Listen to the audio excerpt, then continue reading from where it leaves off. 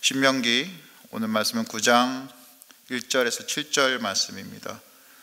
제가 읽고 교독하도록 하겠습니다. 제가 읽겠습니다. 이스라엘은 들으십시오.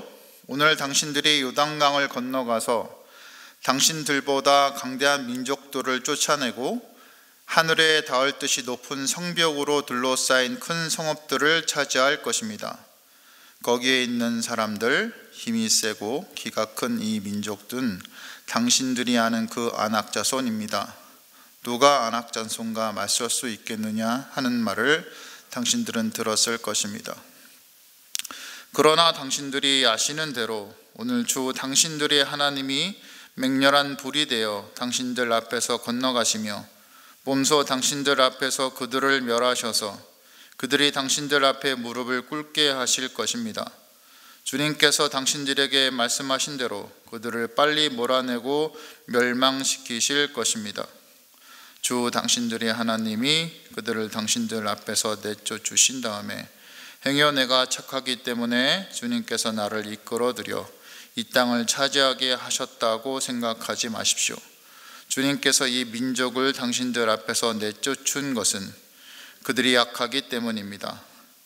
그들이 마음이 착하고 바르기 때문에 당신들이 들어가서 그들의 땅을 차지하도록 하신 것이 아니라 여기에 있는 이 민족들이 약하기 때문에 주 당신들의 하나님이 그들을 당신 앞에서 내쫓으신 것입니다. 이렇게 하여 주님께서는 당신들이 조상 아브라함과 이삭과 야곱에게 맹세하신 그 말씀을 이루신 것입니다. 주 당신들의 하나님이 이 좋은 땅을 당신들에게 주어 유산으로 차지하게 하신 것이 당신들이 착하기 때문이 아님을 당신들은 알아야 합니다. 오히려 당신들은 고집이 센 백성입니다. 같이 읽습니다. 당신들은 광야에서 주 당신들이 하나님을 얼마나 노엽게 하였던가를 잊지 말고 기억하십시오. 당신들은 이집트 땅에서 나오던 날부터 이곳에 이르기까지 줄곧 주님을 거역하였습니다. 아멘. 고 김수환 추기경의 글 중에 땅의 겸손함을 배워라 라는 글이 있습니다. 제가 한번 읽어드리겠습니다. 땅은 더 이상 내려갈 수 없을 만큼 모든 것 아래에 있습니다. 세상의 모든 사람은 땅을 딛고 살지만 땅의 고마움을 모릅니다. 뿐더러 땅에다 모든 더러운 것, 썩은 것을 다 버립니다. 그러나 땅은 자신을 열고 모든 것을 받아들입니다. 땅의 이 겸손함을 배우세요. 그리하여 여러분이 겪은 모든 것, 병고, 고독, 절망까지 다 받아들이세요. 사실 우리는 이 글에 나오는 땅처럼 우리 자신을 열고 모든 것을 받아들이는 영성을 취하기가 쉽지는 않습니다.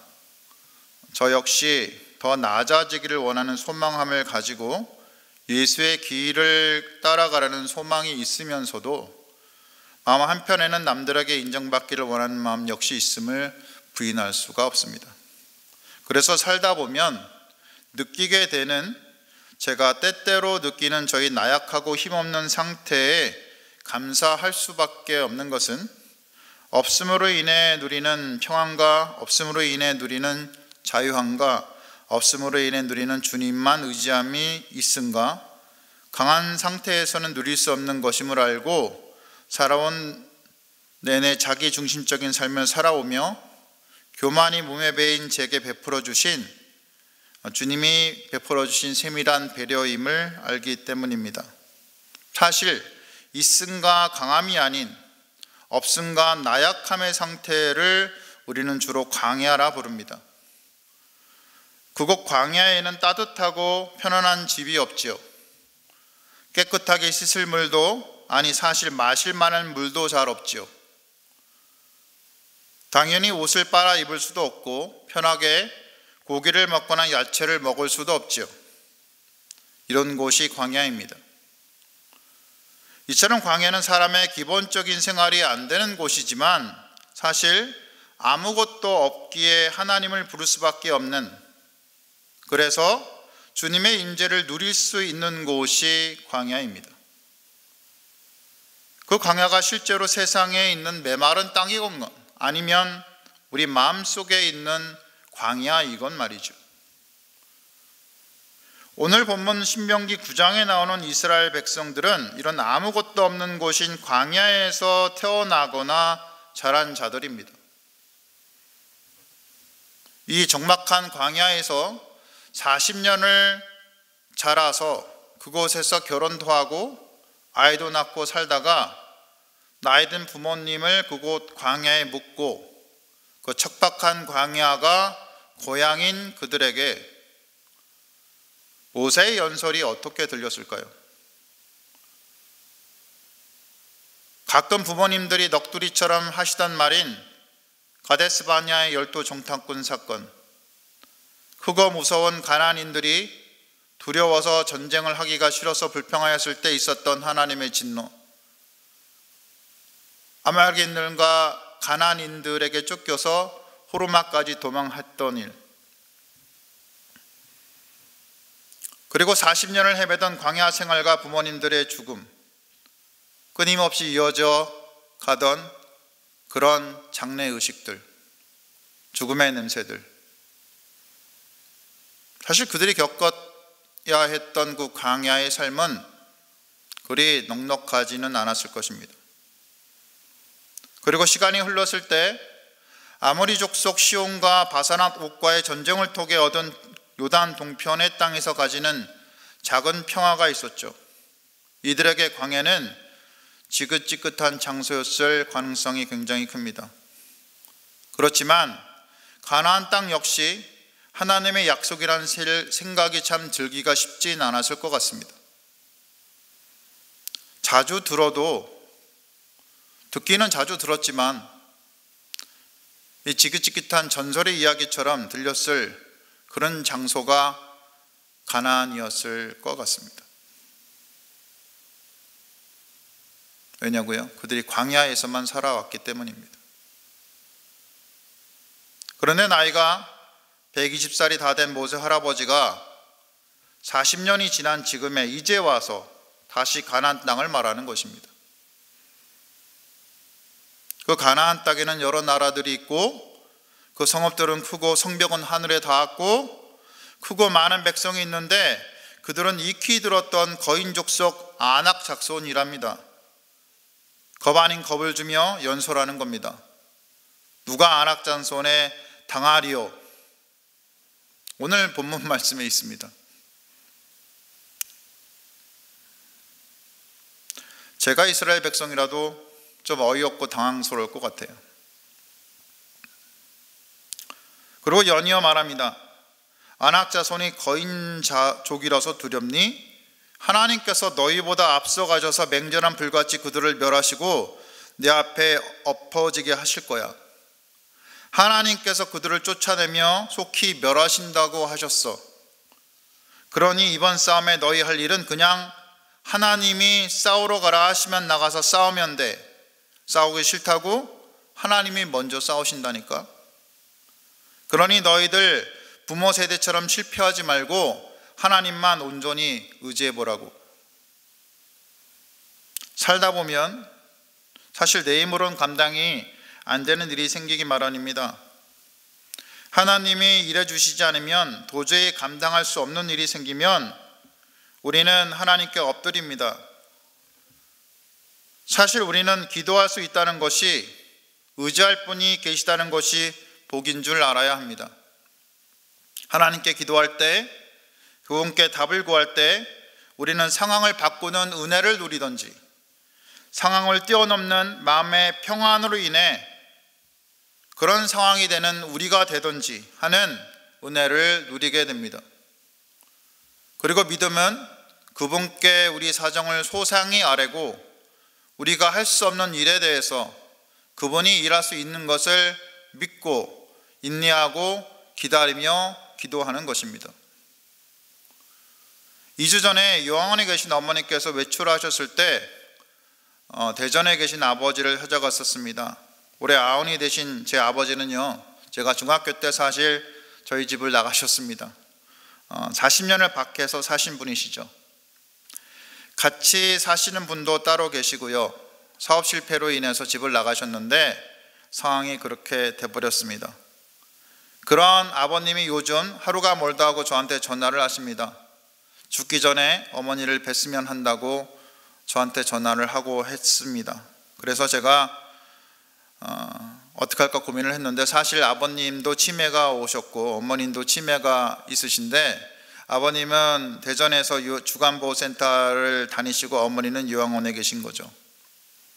그러니 두 분이 살아서 그나마 정신이 있을 때 만나시라면 지금이 적기인 것 같다는 생각이 들어서 제가 어머니한테 말씀드려 보니까 어머니가 죽기 전에 마지막으로 한번 보자라고 하시더라고요. 그래서 어머니를 모시고 대전에 아버지가 계시는 주간보호센터에 찾아갔습니다. 두 분이 잘 만나셨을까요? 네, 잘 만나셨죠. 그리고 마지막으로 어머니가 아버지를 신나게 혼내셨습니다. 그리고 올라오셨죠. 그리고 마음이 가라앉지 않으셨는지 며칠 잠을 제대로 못 주무시고 늦게까지 못 주무셨다고 하네요. 그리고 요양보호사분하고 다투기까지 하셨다고도 합니다. 그러니까 저에게는 이제 어머니가 며칠간 전화를 주셔서 여기 도저히 못 있겠다, 답답하다 하고 얘기하시는 겁니다. 그 이전에는 잘 지내셨는데 마음이 편치 않으셨던 거죠. 그래서 제가 할 일은 다툼이 일어난 상황을 정리해 달라고 야간 근무하시는 요양원에 원장 선생님이 마침 계셨는데 전화를 드렸고, 또 열심히 하나님께 기도하며 매달리는 것뿐이었습니다. 그리고 며칠이 지나지 않아서 어머니께 진정함이 찾아왔고, 지금 그 후에는 또 잘 지내고 계십니다. 지난 토요일에 딸하고 누님들하고 어머니를 모시고 어머니 날을 보냈는데 잘 지내고 계세요. 근데 사실 기도하며 어머니를 진정시켜달라고 하나님께 기도하는 것과 이스라엘 백성들이 가나안 땅에 들어가는 문제는 사실 차이가 크긴 하지만, 그럼에도 굳이 공통점을 찾는다면 이스라엘도 가나안 전쟁 문제를 스스로 감당하지 못했고, 저 역시 제가 할 수 있는 일이 없이 답답하게 기도할 수밖에 없는 상황이었기에 하나님을 기다리며 하나님의 일하심을 기다릴 수밖에 없었다는 겁니다. 하나님이 일하시지 않으면 둘 다 감당이 안 되었던 거죠.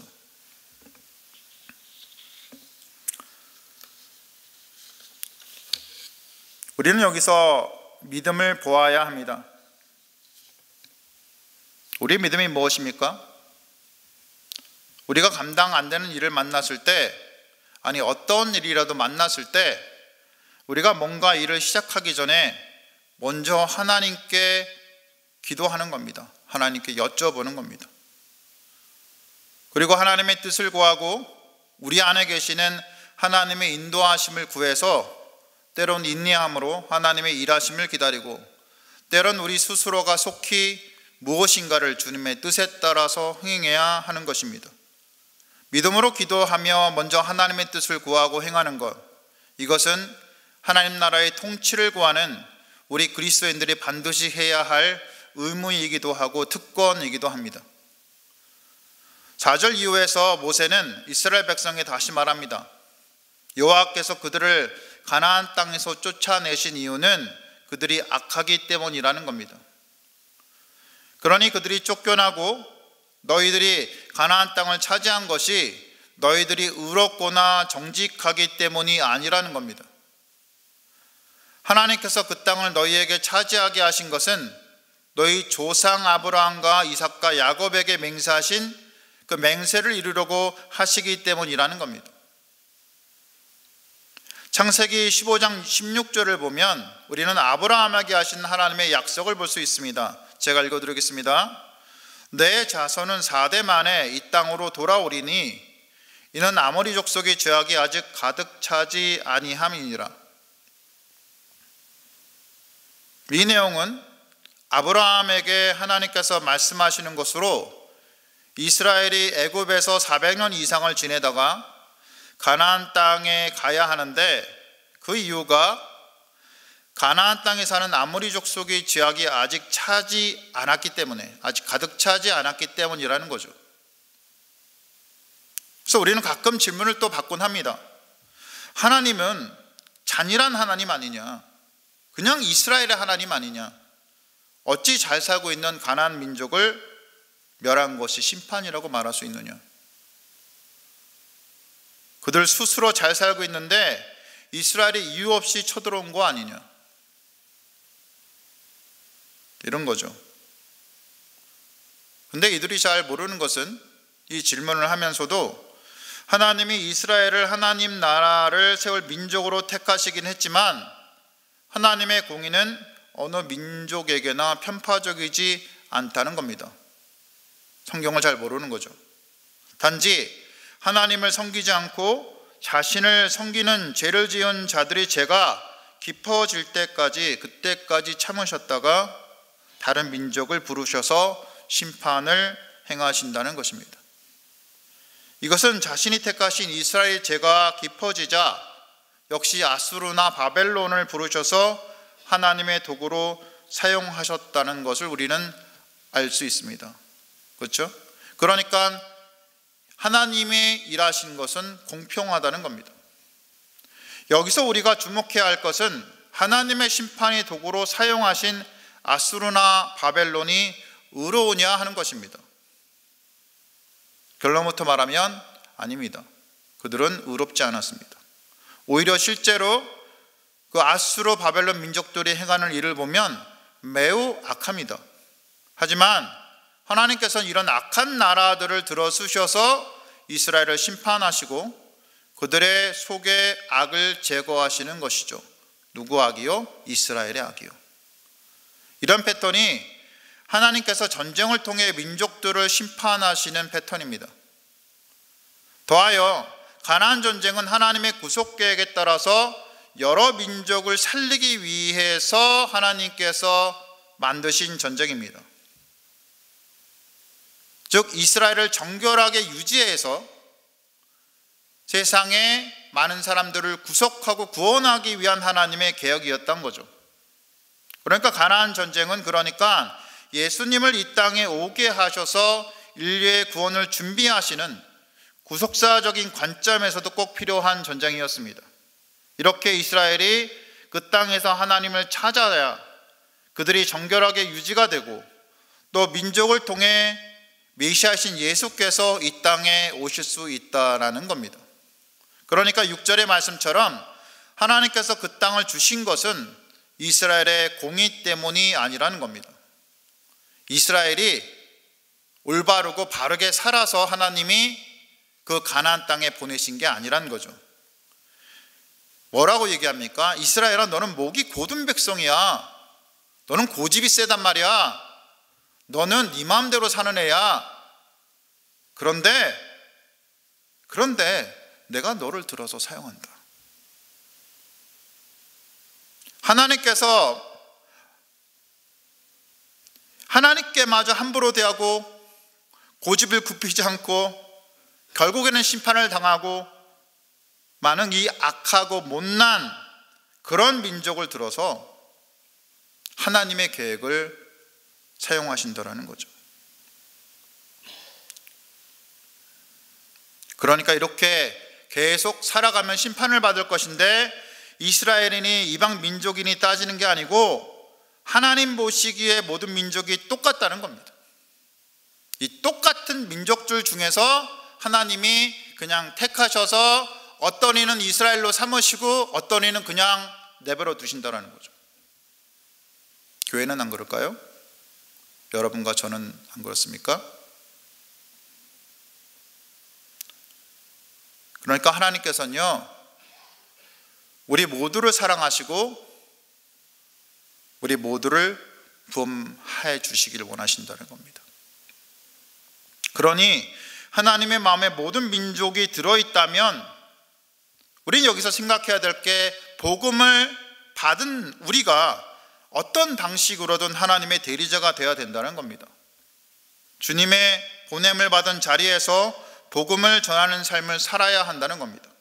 멀리 가서 복음을 전하는 선교사는 그분들이 살아가는 곳에서 복음을 전하고 내가 있는 직장과 가정 혹은 어떤 다른 공동체의 보냄을 받은 사람은 그 사람이 살아가는 곳에서 그곳이 바로 땅끝임을 알고 복음을 전하는 삶을 살아야 한다는 겁니다. 그리고 이 복음을 전하는 삶은 내 열심을 행하는 것이 아니었으면 한다는 거죠. 우리는 하나님의 열심을 보며 따라가야지, 내가 지나치게 앞서서 행하는 것은 내 마음에 일어난 은밀한 교만일 수 있음을 우리는 경계해야 합니다. 그것이 무엇이든 말이죠. 이 교만은 내가 하는 성과 복음을 전하는 일이 하나님을 순수하게 따르게 하는 것이 아니라 다른 사람의 존중을 받기 위해서, 혹은 내가 내 스스로에 만족하기 위해서, 내가 얼마나 좋은 사람인지 증명하기 위해서 할 수도 있다라는 거죠. 우리가 굉장히 경계해야 될 일입니다. 요순시대라는 말을 들어보셨을 겁니다.